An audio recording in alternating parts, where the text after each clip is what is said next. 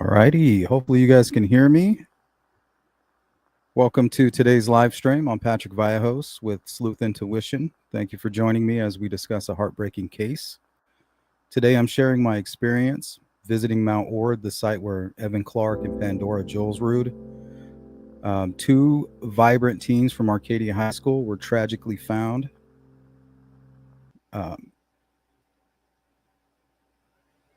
They were found shot on May 27th, 2025. Sorry, I was getting a little bit of feedback there.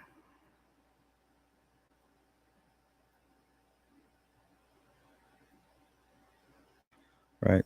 This stream is about honoring their lives, raising awareness about their unsolved homicides, and urging anyone with information to come forward. If you have information, please call the Maricopa County Sheriff's Office at 602-876-TIPS. You can remain anonymous. That number will be on the screen throughout. You can see it there at the bottom. If you're not comfortable speaking with police, you can always email me personally at sleuthintuition@gmail.com. And in the chat, let's keep things respectful. My moderators are here to ensure a constructive space. All right, let's dive in and talk about Evan, Pandora, and what I saw at Mount Ord. Welcome in Mark, CJK, She Warrior, Jill Moser.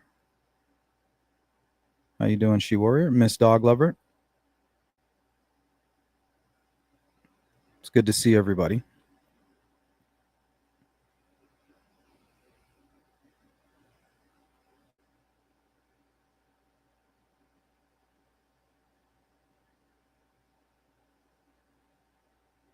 All right, let's start with the case. On May 27th, 2025, 17-year-old Evan Clark and 18-year-old Pandora Kjolsrud were found shot to death in Arizona's Tonto National Forest near Mount Ord, off of State Route 87. They were on a Memorial Day weekend camping trip, just enjoying the outdoors like so many of us do. The Maricopa County Medical Examiner ruled their deaths homicides, with May 26 as the date of death. Their bodies were found separate from their vehicle in a remote area. And right now, the Maricopa County Sheriff's Office has no suspects or clear motive.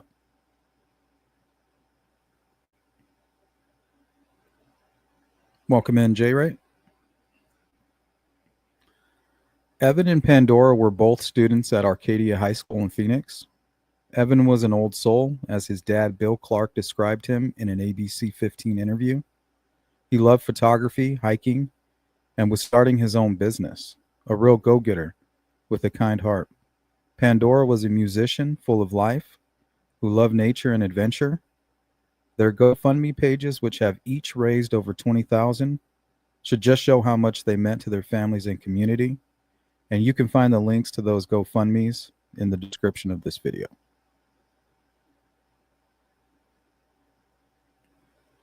The Arcadia community has rallied around them.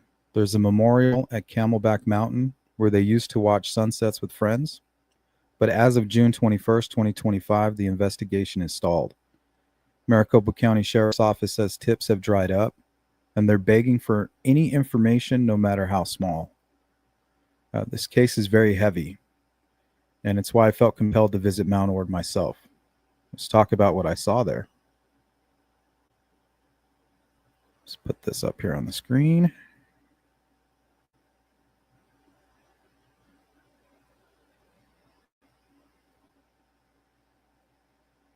Good to see you, CJK.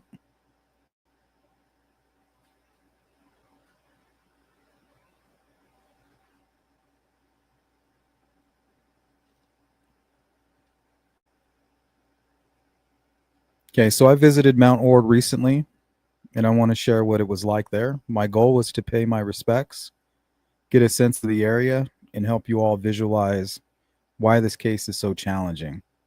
I approached this with care, making sure not to disturb anything or interfere with the investigation. Mount Ord is in Tonto National Forest, about an hour and a half from Phoenix off State Route 87. It's rugged, remote, and beautiful, but also isolated. The area where Evan and Pandora were found is not a busy campground. It's off the beaten path, surrounded by dense trees and rocky terrain. Standing there, you feel how vast and quiet it is. No streetlights, no crowds, but nature stretching for miles. I could literally hear the wind screeching through the trees.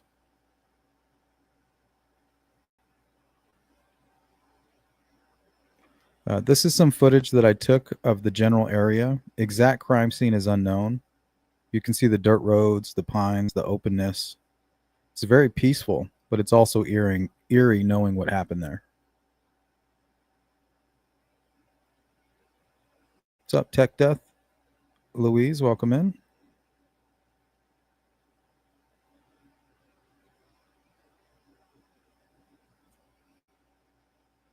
So this happened over Memorial Day weekend.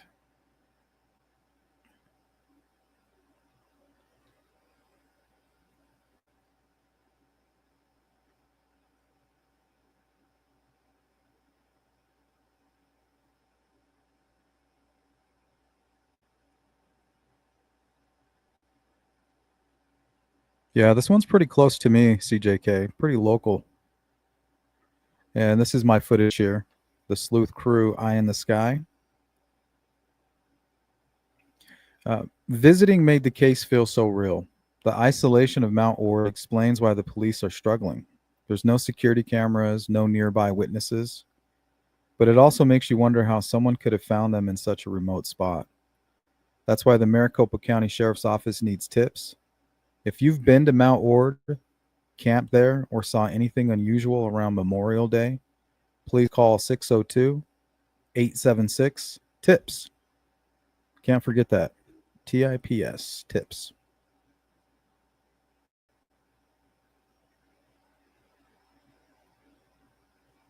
Good to see you, Miss Dog Lover.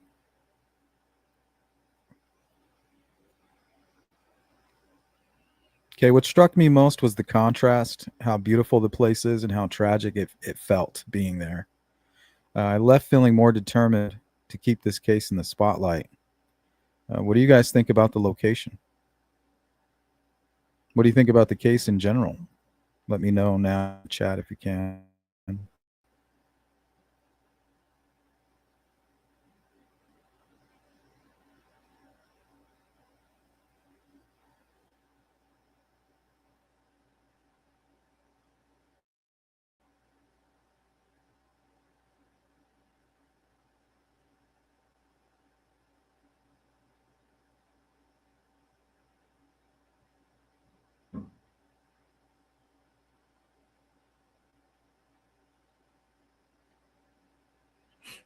So we're going to play 2 videos, an interview with Evan Clark's father, and then another with his mother. Pandora's family hasn't come out publicly and spoken yet.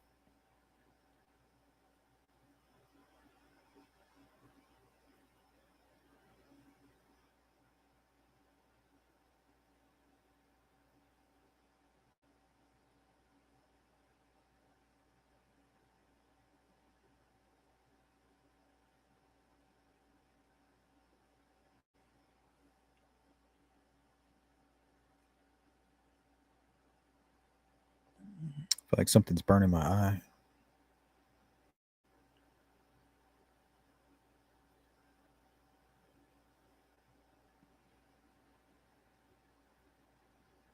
What's up, Frank Meister? It's good to see everybody. Welcome on in.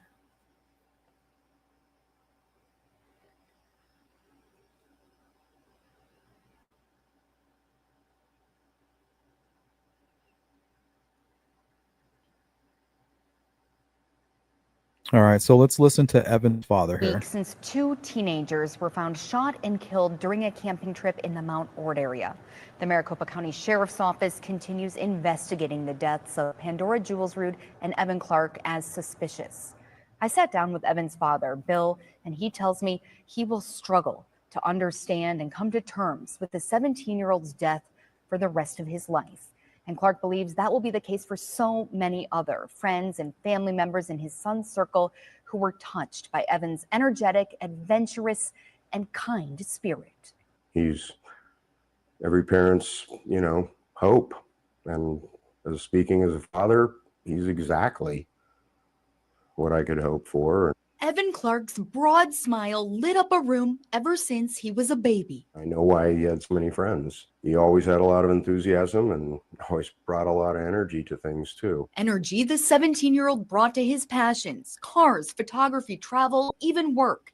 His dad, Bill Clark, says more recently, Evan fell in love with the outdoors. He got very involved with hiking and camping in the last year or so, and I encouraged it as much as I could. That love of camping took him to the Mount Ord area over Memorial Day weekend to camp with his friend, 18-year-old Pandora Kjolsrud. Tell me about, those moments getting him ready for that trip that he was so excited to go on.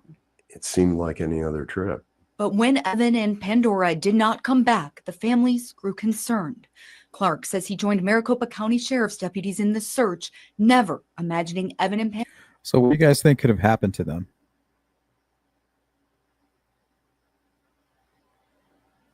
I mean, it doesn't seem like they were targeted, even though this type of crime, and most likely they were targeted or knew their killer. But is it possible they kind of just crossed paths with the wrong person?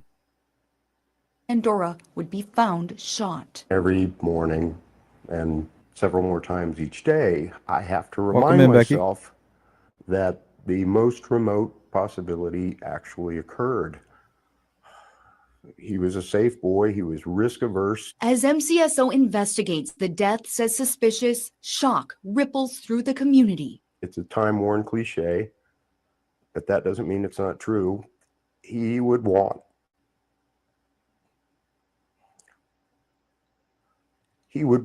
everyone to keep moving. Heading into his senior year, Evan's dad says he planned to attend ASU. I have no doubt that Evan was going to go on to a lot of very good things. As he grapples with a life cut short, Clark says he's spending time processing alongside Evan's friends. Nothing prepared me for this. Giving them some of his old baseball caps and hoping, despite immeasurable loss, they will push forward. Evan was always very enthusiastic, so he seems like a normal kid. I mean, nothing stands out to me when it comes to Evan. Frank, this is here in Phoenix, near just outside of Phoenix, an hour and a half outside of Phoenix, Arizona. Between Phoenix and Payson, Arizona. Mount Ord.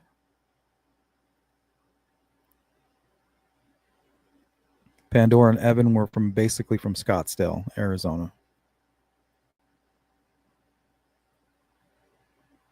To Sandra Sweeney a few weeks.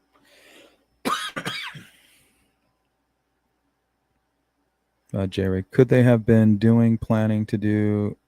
No drugs were involved. According to reports, there's no drugs at all involved. So they didn't go up there to party. It doesn't seem like. The toxicology, from my understanding, came back negative on the drugs and alcohol.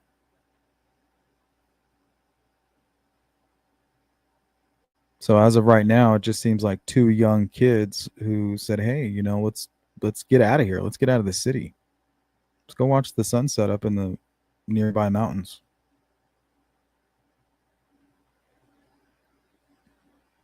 Nobody's talking right now. So none of their friends, none of their classmates, nobody's really come forward. I've created a Facebook group for Evan and Pandora. The link is in the description. So please, if you could right now, just take a moment to join that group. There was no groups created for their case yet. So I figure a Facebook group is very helpful in consolidating the information. It's easy for people who want to share. If they have information, if they're friends with Evan or Pandora, we can all have like a centralized place where we can all meet up and provide any information that we might have. So if you guys could do that now, join the group, and anybody that's watching from Arizona who might know Evan or Pandora, if you could please join that group and share any information that you have. Maybe we can start to piece this all together. I believe, this was an interview with Evan's mother. To go over the heartbreaking loss of her son. Today, she is just as devastated, but she also has new fear that the case may go unsolved. How are you feeling right now?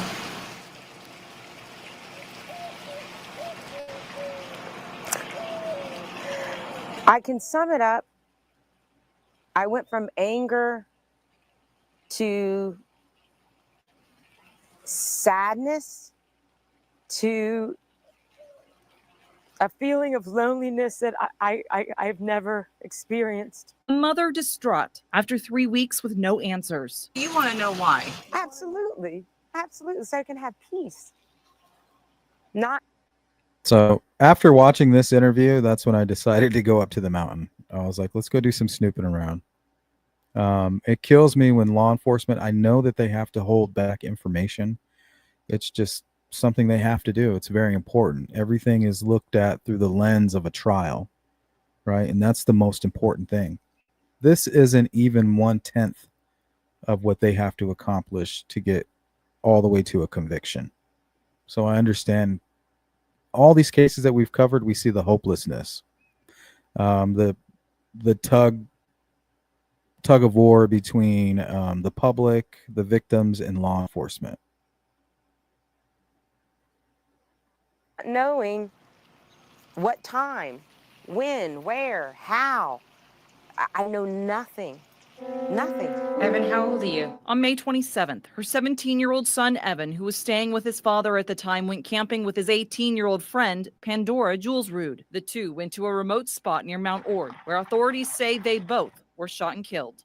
Okay, and all the reports that I'm hearing, they weren't a couple. So I don't know if that's true. That's why it's important for us to all come together, get all these facts straight, and start kind of putting it together. We don't even know the criminology, the typology. We don't know a motive. Did they go up there with a group of people? I think that's a possibility. Is somebody holding back information? We have no clue at this time. To have this be the way it happened is actually my worst fear come true, because remember, I never wanted him to go to these places. So that makes it worse. And that's what I can't come to terms with. Making it even more difficult is the silence, she says, from law enforcement. How are you feeling about the investigation right now? Not good. Not good. I think they need to say something. I think they need to assure the public that we are all safe. Okay. And I know why she's frustrated. And the sheriff has come out and said this publicly. He said there's information that we are withholding that's integral to their investigation. Germane even, if you will. to their investigation. Now, we all know in the true crime over here in True Crimesville, we know exactly why. We know why they're withholding information. The family doesn't. They feel betrayed. Tell me what's going on. I have to know. It's kind of like you have to leave it in the hands of law enforcement. It's very frustrating, and we have to hold them accountable. So that's our job. If we hold them accountable and we light a fire under their asses, they will be more dependable and get more accomplished, I think.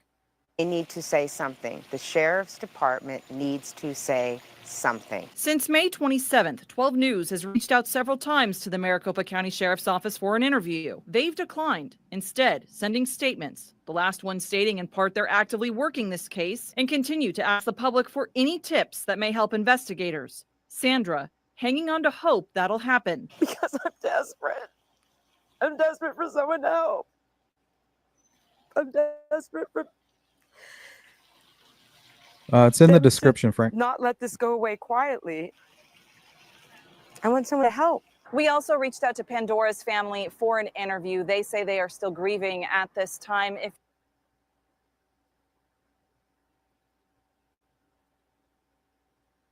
Now let's go to Becky here. Has the police said anything about it being linked to the Emily Pike murder? No, they haven't. They have brought up the Emily Pike murder, but they said they haven't found any connection.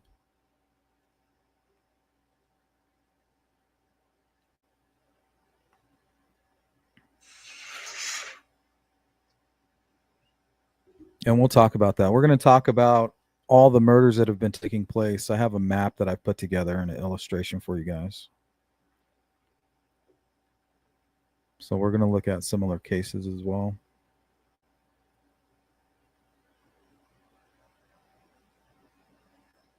Okay, let me pull that map up right now, actually.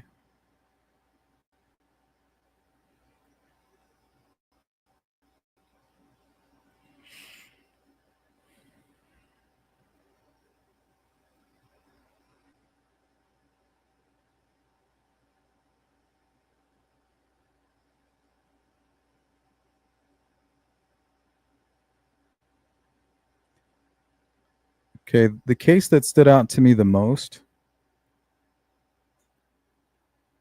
was the Brandon Rumbaugh and Lisa Gutierrez. Brandon 20, Lisa 19. This took place October 18th, 2003. Now, they found them kind of, if you guys remember the case of Ben Anderson, he was brought out here and murdered. But this couple was also from Scottsdale. They live very close by. They didn't go to the same school. 19 and 18, year apart. This took place October 18, 2003. And Pandora and Evan, this case just happened here on Memorial Day weekend. Very similar.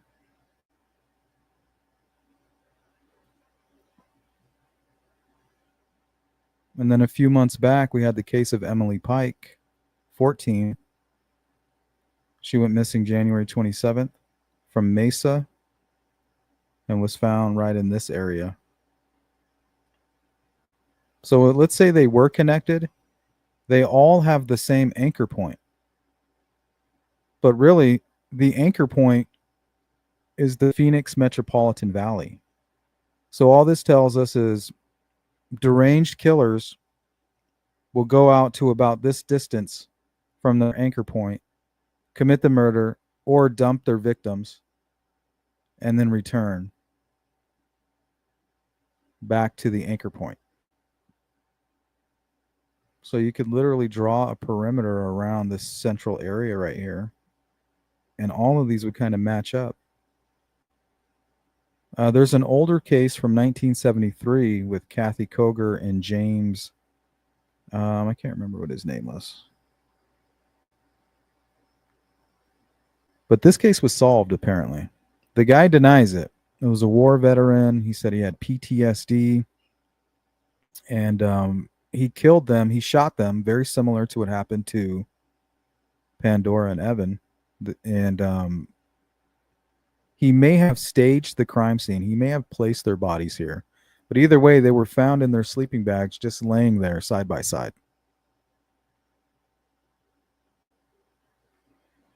Basically on the way to Mount Ord. And they were from Mesa, Arizona.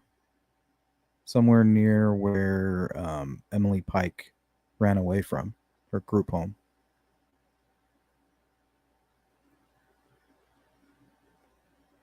So we can take a look at Kathy Koger and James Burgoyne. We can look at their case, even though the suspect was caught. They're very similar. So if they're very similar, maybe we're dealing with a similar perpetrator or a similar motive, or maybe they have something in common that could provide insight to what happened to Evan and Pandora.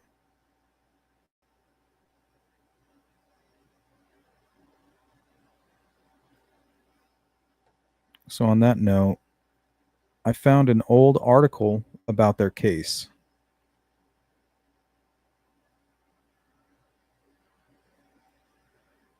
She Warrior, maybe they wandered up on somebody that was dangerous. Yeah, it's possible.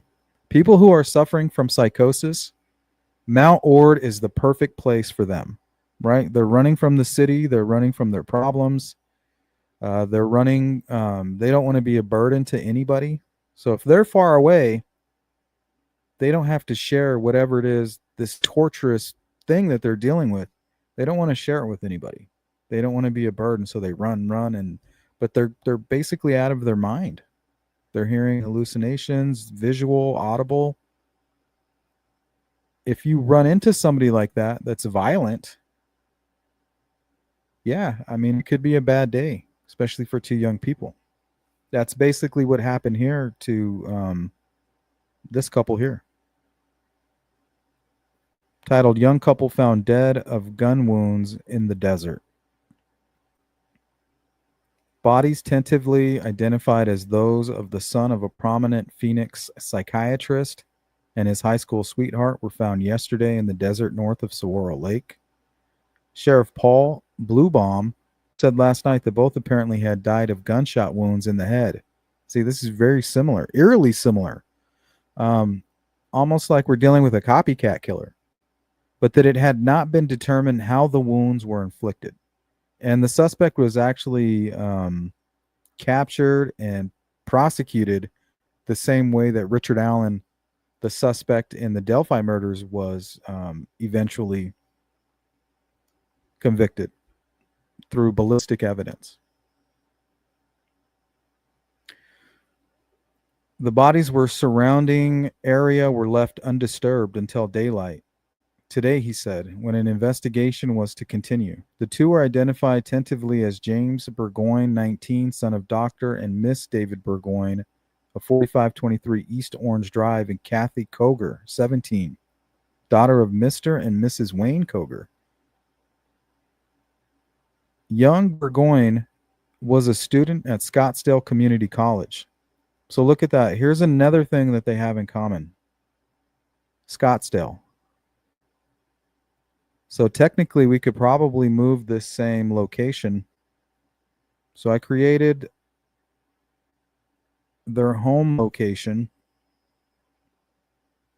are represented with these black lines. So even though his home was in Mesa, he was going to school in Scottsdale.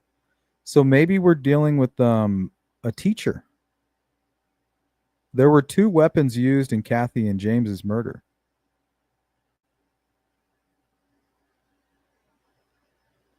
I think a revolver and a .22 rifle. So that could hint at two suspects. The guy that they busted for it hasn't really confessed.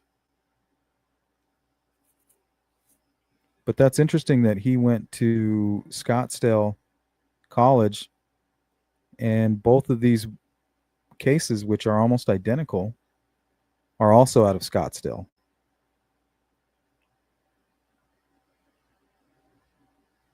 So there's definitely a pattern there. Possibly it's a teacher. a teacher who was connected over here. This case is still unsolved.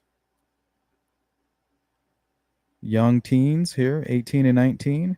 Maybe it was somebody maybe they were students of this person.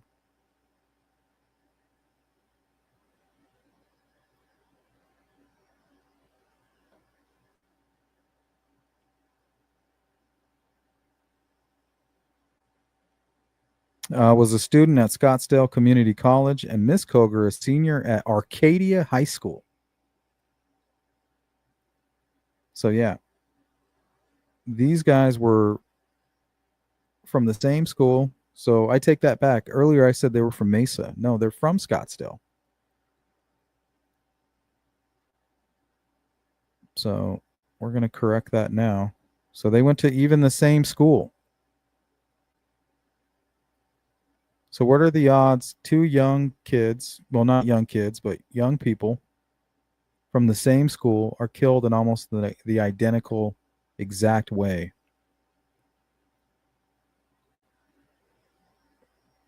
Very interesting.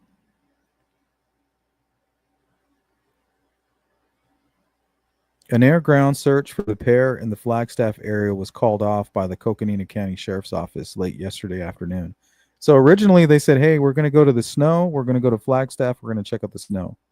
But it changed from that to a picnic somewhere near Saguaro Lake. And the terrain was completely different back then. The two were reported by their families to have made a trip to the snow at Flagstaff Wednesday when they did not return that night. Authorities were notified. Bluebaum said a man and his wife out for a walk found the bodies yesterday afternoon, an 8-mile south of the Beeline Highway, Saguaro Lake Road, intersection near the Lake Road. So right here it says here, a man and his wife out for a walk found the bodies yesterday. Well, this man right here is the man who was ultimately convicted.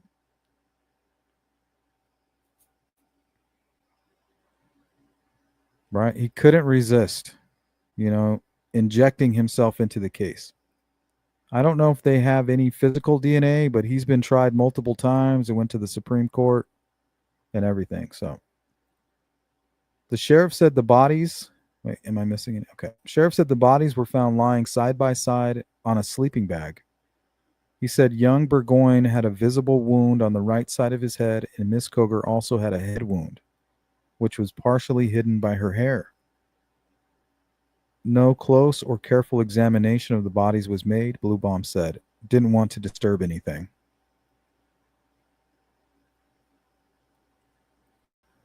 Okay, let me pull up some more details of that.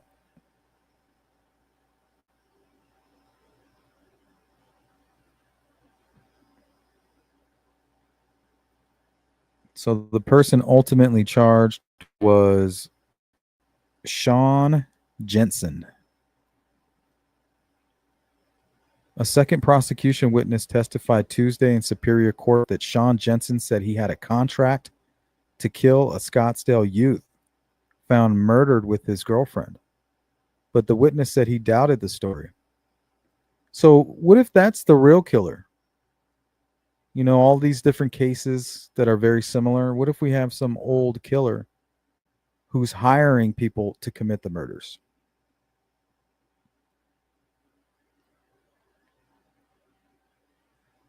Jensen said he had a contract to kill a Scottsdale youth found murdered with his girlfriend, but the witness said he doubted the story. Jensen, 25, is accused of shooting to death James and Kathy. Those bodies were found March 10th in a desert area near Saguaro Lake.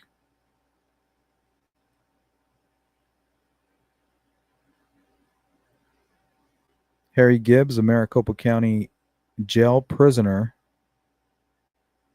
testified Tuesday that Jensen told him he was paid $5,000 by Mr. McIntyre to kill Burgoyne because the dude was supposedly an informer for the narcotics squad. However, according to Gibbs, Jensen also gave him another version of the killings. In this version, Jensen indicated that he accidentally shot Burgoyne and that Miss Koger was a witness to the shooting. So he had to kill both of them, Gibbs said. Gibbs, who has been sentenced to 4 to 5 years in prison in connection with revocation of his probation on a burglary charge, and also has a heroin possession charge pending against him, testified that Jensen talked to him at the jail in May about the killings.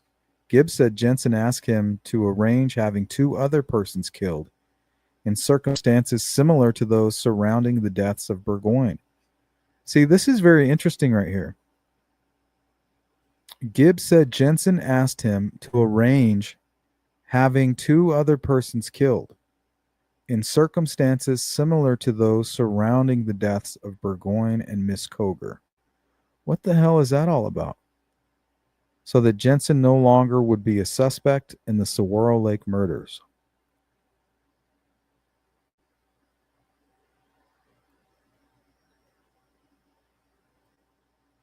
That's a lie, Jensen shouted at this testimony by Gibbs. Judge Willoughby E. Case Jr., who was presiding at the trial, warned Jensen not to make another outburst.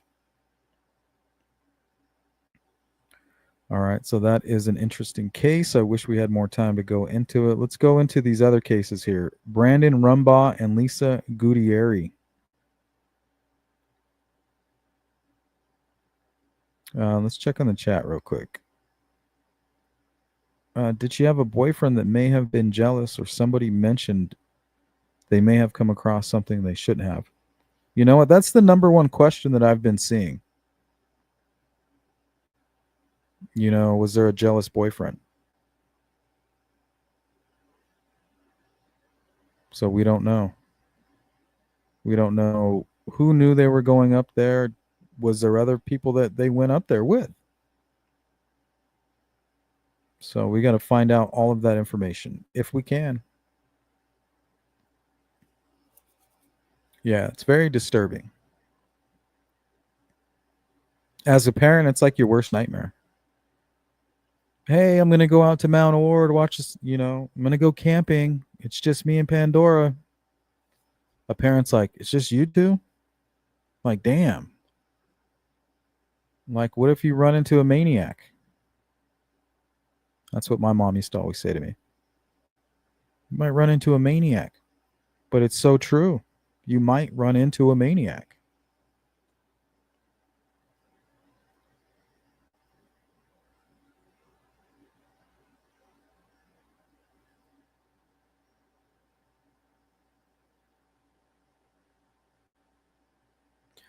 Could this be like the other case where the 2 were shot in the back of the truck outside of a Phoenix a long time back? I don't know. It's a very interesting case that you're referring to. Sleuth, do you have any contacts with news stations there in your neck of the woods? Yes, I have one. They're being very helpful. Becky, Ben Anderson, yes. Yep. We've covered that case extensively. I'm working on a video on that case as we speak.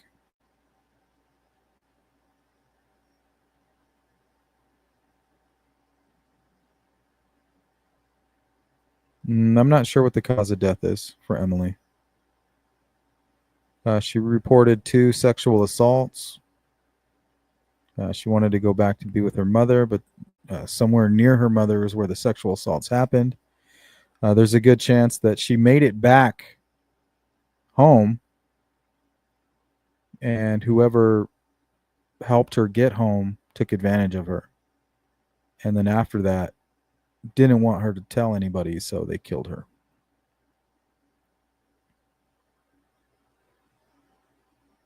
How do you get rid of somebody that you just killed? Most people, they dismember the body. Almost 9 out of 10 cases, that's what happens.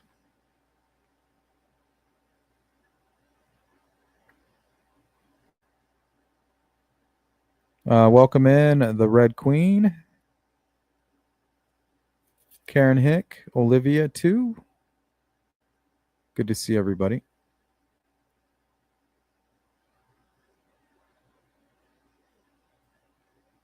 Yeah, I don't know how she died. I assumed strangulation. Most likely she knew her killer. Miss Dog Lover with the super chat. Thank you. Sorry I missed that. General, thank you for all the work you put in. You rock. So I appreciate that. Thank you. Welcome in Scorpio Rising. New to the case, so I'll have to go to the start. Thank you for all the great chill lives. Hope you keep up doing Delphi.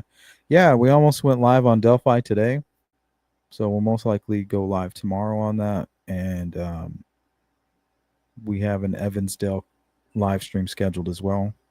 Putting in some research, trying to find something new for you guys. So look forward to that.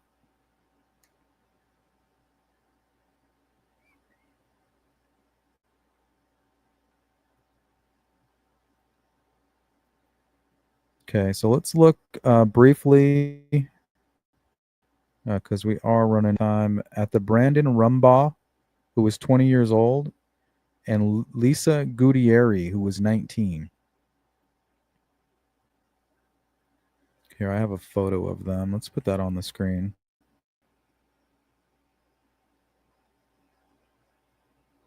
Young couple.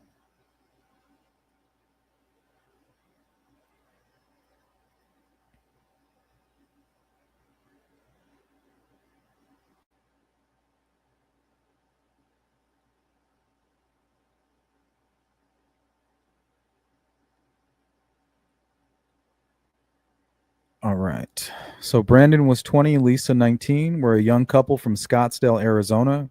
So all of these cases, the anchor point is Scottsdale, Arizona, who were murdered on October 18th, 2003, during a camping trip to celebrate their 1-year anniversary. They had borrowed a white 2000 Ford F-150 from Lisa's mother and drove to a remote area near Bumblebee Road, about 1.9 miles west of Interstate 17. Here, let me pull that map back up that I had. That might help you guys. It's not the best map, but it does kind of help put it into perspective.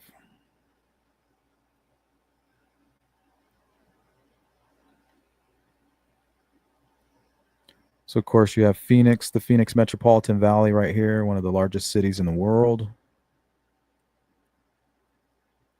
And just up the 17th, the 17, Brandon and Lisa were found. They were murdered. They went out doing exactly what Evan and Pandora were doing. They were going to sky watch and watch the sunset. Literally the exact same thing. They both lived in the same area, around the same age, very similar circumstances. So what if it's somebody that knows both? Who comes in contact with young people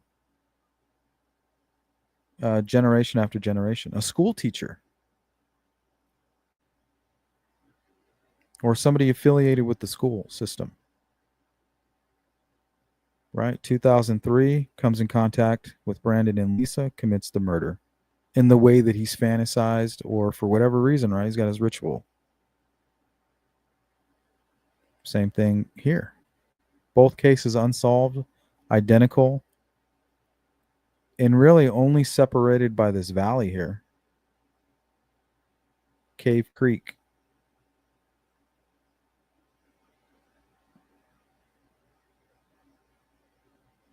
And if you live right here in Scottsdale, you have two choices to get out of there.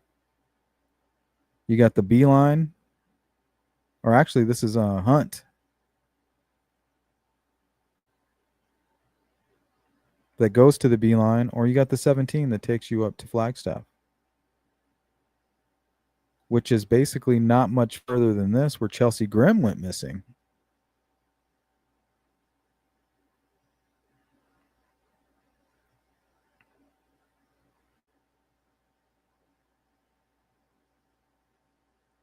What's up, Clyborg?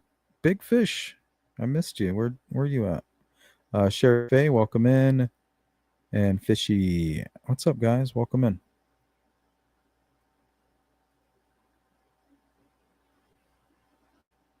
So the black line represents the area that they live in. And it's actually all Scottsdale. So the only one that should be in Mesa is Emily Pike. Kathy and James actually lived in Scottsdale and went to the same school as Pandora and Evan. 2 weapons used in this case and no confession. Very similar to the Delphi murders.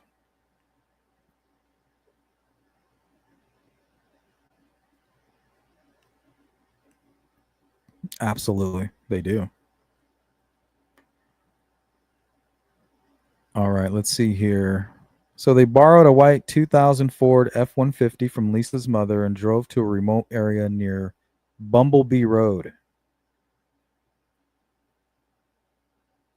So basically like you're driving from Phoenix, about a quarter of a way to Flagstaff, you pull off the highway. It's about 1.9 miles west of Interstate 17 in Yavapai County. They went there to stargaze, recreating their first date.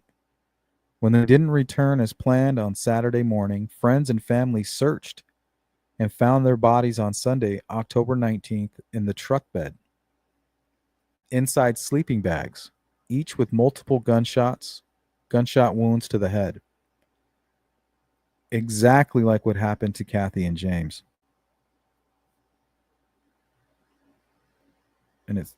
And we don't know. They haven't told us what happened to Evan and Pandora. But the same exact circumstances surrounded Brandon and Lisa as Kathy and James. I mean, to a T. Isn't that creepy? With an anchor point all coming from Scottsdale.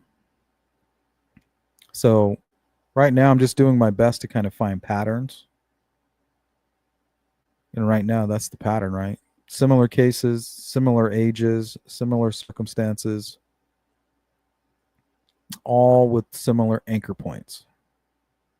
So maybe they're coming in contact with somebody. Maybe this somebody, it's even their idea, right? Why don't you guys go to Mount Ord? That's a great location. You know, maybe the person who killed them, it was their idea on where they were going. And they almost seem like a really good friend. That way the killer kind of can control what was going on, maybe even tell them to keep it a secret, don't give that many details. And then when they go up there, and he even tells them, you should go stargazing. If you really like this person, take them to watch the sunset, stargazing. And then when they go out there, the killer's waiting for them, or he meets them there. Maybe a counselor or something, school counselor, teacher, principal.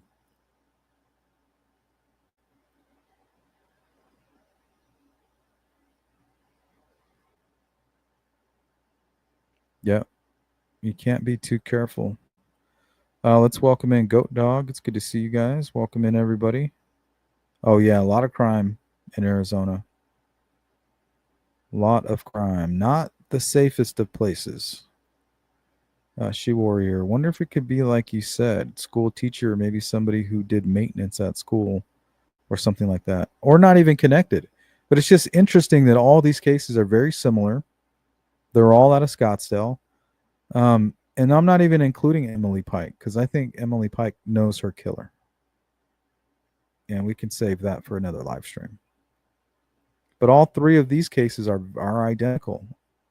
We got a man and a woman, all in their between 17 and 19, camping, stargazing.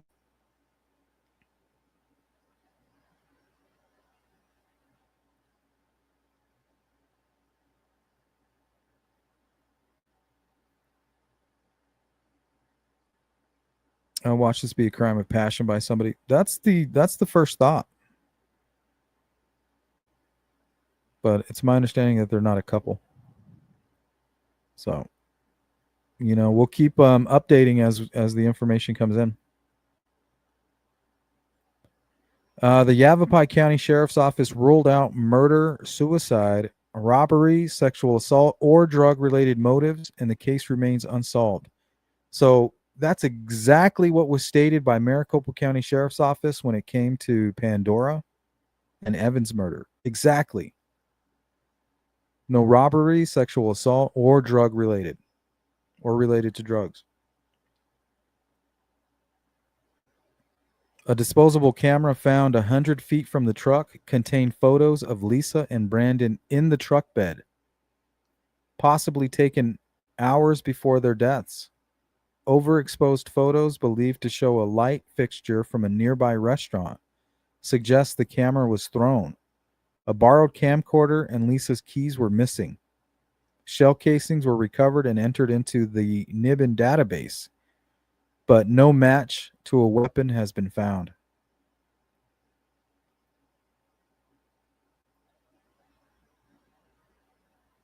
The sheriff's office has pursued leads, including a 2003 investigative lead named Michael Villers, who was in the area driving a black Ford F-150, but he was not labeled a suspect.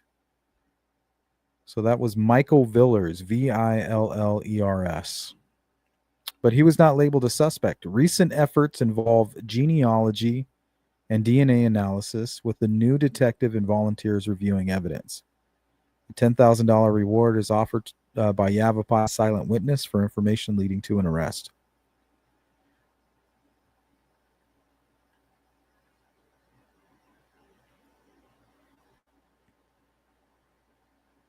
Okay. And also there's some similar cases. A 2004 murder of Lindsay Kutschel and Jason Allen. This one was in California, which is not that far.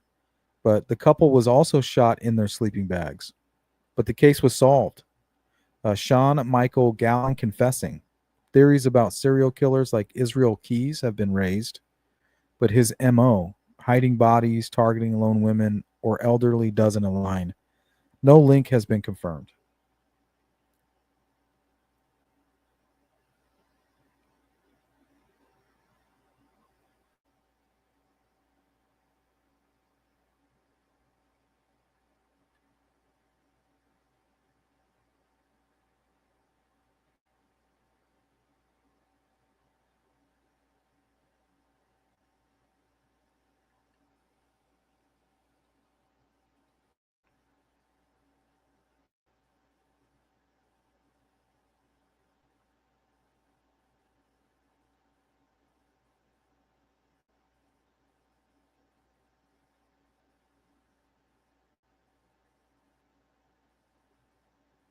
Goat Dog says, I always think of an incel type might be responsible for these because they're sexually frustrated and couples really bother them. Maybe, but incel types are more like people with mother issues, awkward. They're awkward because of the issues that they were given, not into sports, very violent, and they might even act out those violent tendencies. So the incel type is more like the outcast type. This type of crime, like outdoors, woodsy, I feel like it doesn't fit. I'm actually doing a live stream, and I'm going to cover a case that's referred to here as the zombie hunter case or the canal murders. So that's going to be very interesting too. So make sure you get up with that. He's your incel type.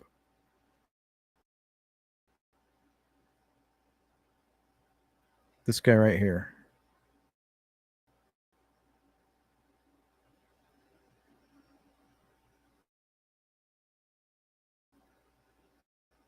In trouble. There we go. Brian Patrick Miller. So he killed 2 girls on the near the Arizona Canal. It's a canal that goes right through Phoenix. And it was right behind him, right behind his apartment.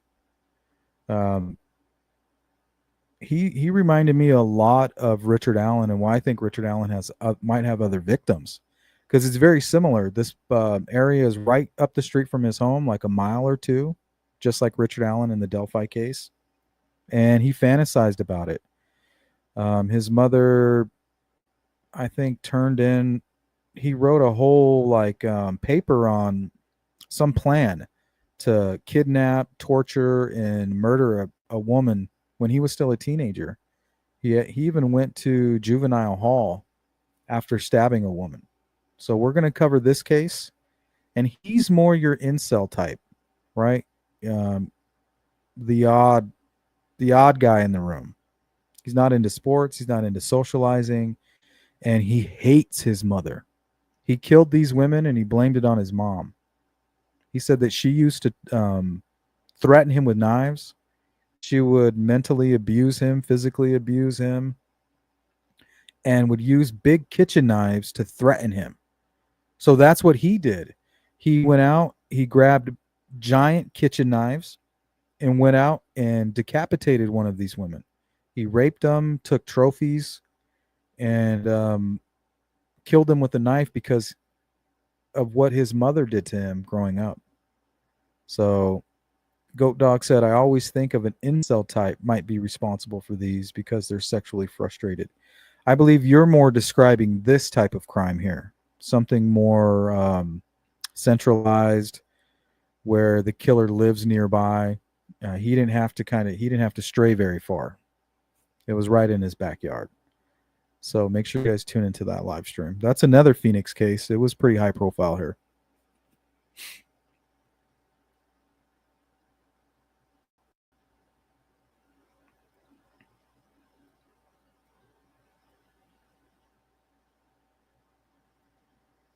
Man, this thing's acting so glitchy today.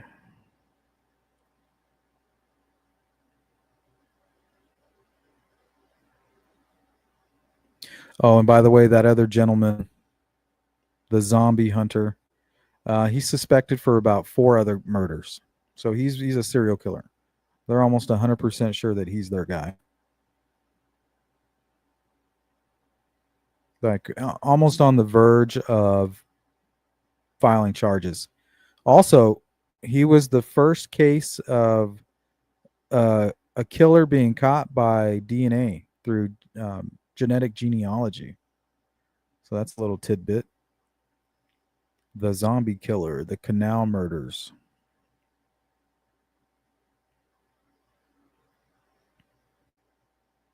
Well, they call him the zombie hunter because he was well known.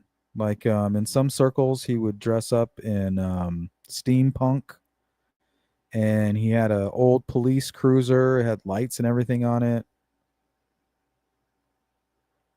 So we'll get into that case. We're going to do a deep dive on that in a few days.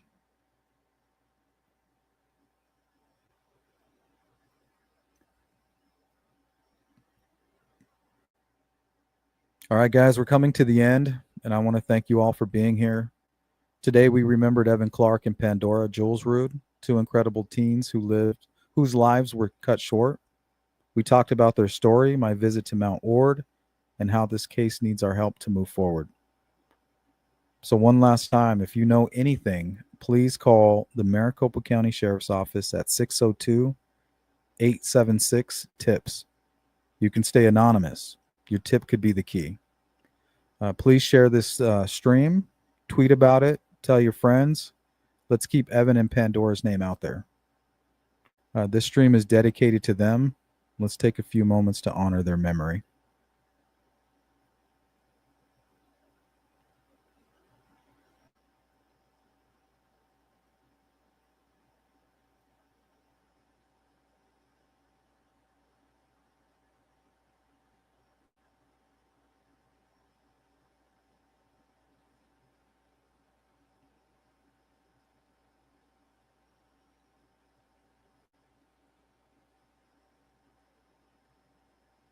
All right, guys. Thank you for joining me. I'll keep following this case and updating you. Like I said, I've already submitted all the FOIA requests that you possibly can file. I have created a Facebook group dedicated to this case. The link is in the description. Please, guys, go join this Facebook group. If you're from Arizona and you knew Pandora or Evan, please join the group. Let's share information, things that aren't being shared to the public, and help me try to piece this together. Let's keep this on the forefront. And if we get lucky, we can generate a really helpful tip, which is the ultimate goal. For more, stay safe. Keep the families in your thoughts. Let's work together for justice. I'll see you guys on the next one.